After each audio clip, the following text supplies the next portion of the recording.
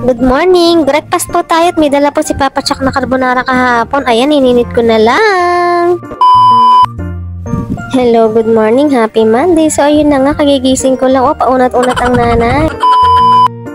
For today's vlog, panibagong araw, panibagong gawaing bahay tayo mga kanana. Dahil for the module kami ngayon at kasi may meeting kaming alas 10 ng mga parents sa school. Dito muna natin umpisa ng pagiging nanay natin, daily routine as stay at home nanay. Favorite part ko sa bahay talaga ay ang kitchen. But first, magkape muna tayo since may dala naman si Papa Chuck na carbonara galing kay Lahi. Pagkahapon, ayan, kain na rin tayo. Good morning mga loves! Good morning mga kananay! Happy Monday! May pasok kayo? Kami po ay wala. So ayun, kain po tayo masalayan. Ininit ko lang si carbonara na dala ni Papa Chuck, luto ni ate, kasi birthday si Kuya Yuan, nandun siya nagkain po, ayan. Nina-fry ko lang, kain po at gabi! Bye-bye!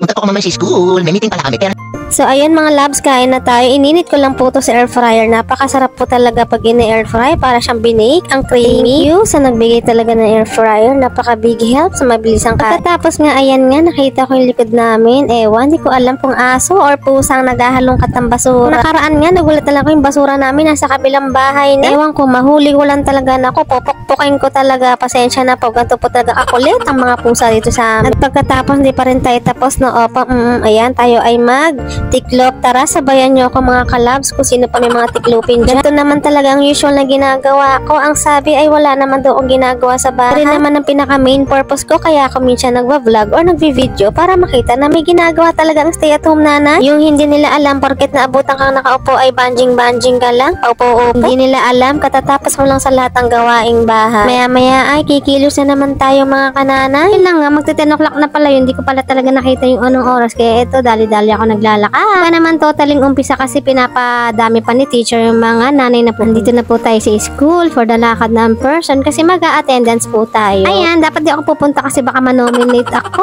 Charis lang. Introvert po kasi ako, talagang hindi po ako sanay sa mga gantong gathering at maraming tao. Yun na nga, nag-umpisa na, nagbotohan na. Ayan sila Mami Tina at Mami Jackie. Sa kabilang classroom pala si Mami Tina. So ayan mga laps, nagbobotohan na sila. Na-nominate pa nga ako. Buti na lang, 9 lang ang bumoto. Opo, kasi hindi nila ako kilala. Charis. Pero thank you kay Mami Jackie, ninominate niya ako. Wala mahina yung manok niya. Charot lang. So ayan, nagbabay na rin ako kay Mami Jackie. Mamayang hapon pa daw siya. Nakauwi na ako dito sa bahay mga labs. Hindi na po ako nag-video-video. Na po, umaambon na. Ayan, bumili na lang din ako ng pang pork steak. Magpa-pork steak na lang ako mamayang gabi pag uwi nila Papa Chuck. Ibinabad ko muna sa toyo at kalamansi. Na lang, nakauwi na ako bago bumagsak ang ulan. Kasi nga kanina kumukulog-kulog na rin. Kaya nagmamadali na ako. O siya, hanggang dito na lang po muna yung ating eme vlog. Salamat po sa panonood. God bless. Mag-iingat po kayo palagi. Bye-bye!